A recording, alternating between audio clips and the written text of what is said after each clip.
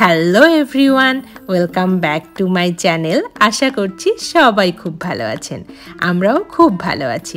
And দেখুন, আপনাদের তৃষান এখন একদম নিজে নিজে হাঁটতে শিখে গেছে। তো কয়েকটা দিন ধরে ভিডিও দিতে পারছি না, কারণ হচ্ছে আমরা একটু ব্যস্ততায় আছি। আমরা একটা নতুন বাড়ি কিনেছি, তো বাসাটাতে মুভ করব, আর মাত্র 10 দিন বাকি আছে।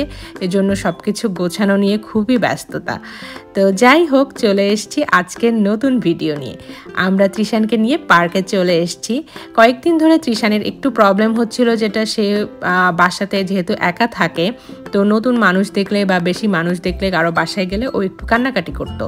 তো এটা চিন্তা করে আমরা ওকে এখন প্রতিদিন পার্কে, যেখানে অনেক বাচ্চা কাচ্চা খেলাধুলা করে, সেরকম জায়গায় নিয়ে আসি, যাতে ও অনেক মানুষের সাথে ইন্টারাকশান করতে পারে, খেলতে পারে, এবং আস্তে আস্তে ওর ভয়টা কেটে যায়।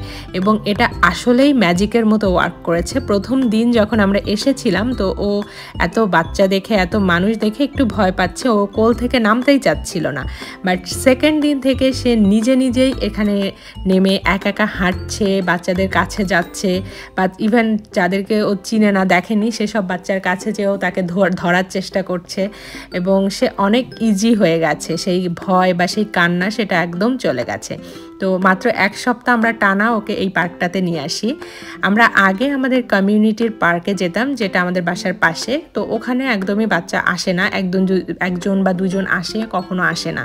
তো ও একাই থাকতো, এজন্য ওর আসলে সেই ভয়টা কাটছিল না, বা অনেক মানুষের মধ্যে থাকতে হবে এটা যে নর্মাল, এটাও বুঝতো না। বাট এখন এই পার্কটাতে আসার পর অনেক বাচ্চাদের সাথে খেলাধুলা করে ও অনেক ইজি হয়ে গেছে, এবং ও আগের চেয়ে অনেক বেশি আমি বলবো অ্যাক্টিভ হয়েছে। ও এখন সারা দিন এই পার্কের মধ্যে ছেড়ে দিলে খেলতে পারবে। অ্যান্ড মজার ব্যাপার হচ্ছে, ও হাঁটতে শিখেছে মোটামুটি বেশ 1 সপ্তাহর একটু বেশি হলো নিজে হাঁটতে পারে। এবং হাঁটতে শেখার পর সে আর হামাগুড়ি দিচ্ছেই না, শুধু নিজে নিজে হেঁটে হেঁটে ঘুরে বেড়াচ্ছে এবং সারা দিন হাঁটছে। এবং এটাতে আমরা রাতে একটু প্রবলেম ফেস করছি। ও রাতে ঘুমের মধ্যে উঠে কান্নাকাটি করে। আমার ধারণা যে ও পায়ে ব্যথা ফিল করে, কারণ সারাদিন যেহেতু হাঁটে এবং নতুন হাঁটা শিখেছে যেহেতু, ওর মনে হয় পায়ে ব্যথা হয়। তো আমি রাতে ওর পায়ে একটু মালিশ করে দেই, তারপরেও ওর আমার ধারণা ব্যথা থাকে। তো আর কারো কাছে কোনো সলিউশন থাকলে আমাকে অবশ্যই জানাবেন। অ্যান্ড আমরা ওকে নিয়ে বিভিন্ন ধরনের খেলা খেলি। এখানে দোলনাতে উঠি, যেখানে বাবা মা সাথে বাচ্চাকে নিয়ে উঠতে পারে, এটাতে আমাদেরও খুব মজা লাগে।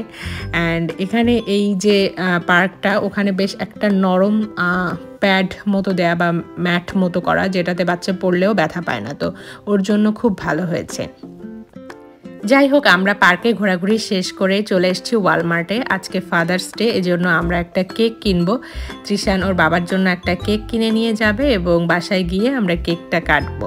তো আমরা বিভিন্ন ধরনের কেক দেখছিলাম যে কোনটা নেওয়া যায়। পরে আমরা একটা স্ট্রবেরি টপিং দেয়া একটা কেক চুজ করেছি। আমরা আগে এই কেকটা খাইনি, বাট বাসায় গিয়ে এটা খেয়ে খুবই ভালো লেগেছে। তো যাই হোক, বাসায় চলে এসেছি। তৃষান আর ওর বাবা কেক কাটতে বসে গেছে। তৃষান খুবই চঞ্চল, ও বসে যে একটু শান্তভাবে কেকটা কাটবে সেটা সে করছে না, সে নামার জন্য ব্যস্ত। ওকে এখন কোলেও রাখা যায় না, সারাক্ষণ নেমে হাঁটবে।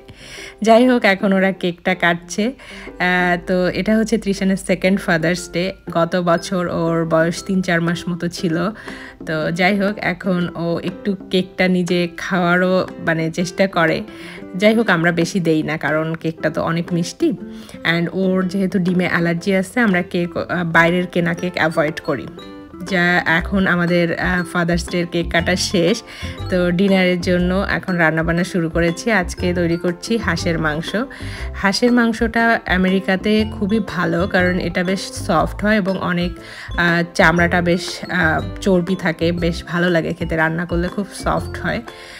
অ্যান্ড হাঁসের মাংসটা আজকে একটু ডিফারেন্টভাবে করেছি। আজকে আমার মায়ের রেসিপিতে করেছি, পেঁয়াজ বা রসুন কিচ্ছু দেইনি, জিরা বাটা, চুই ঝাল এগুলো দিয়ে করেছি, এবং খেতে খুবই টেস্টি হয়েছে। কেউ যদি ডিফারেন্ট স্টাইলের হাঁসের মাংসর রেসিপি চান, আমাকে অবশ্যই জানাবেন, আমি শেয়ার করব। তো সবাই ভালো থাকবেন, সুস্থ থাকবেন। নেক্সট ভিডিওতে আমি শেয়ার করব আমরা কোথায় মুভ করছি, আমাদের গোছগাছ কত দূর হলো, সব কিছু। So tata.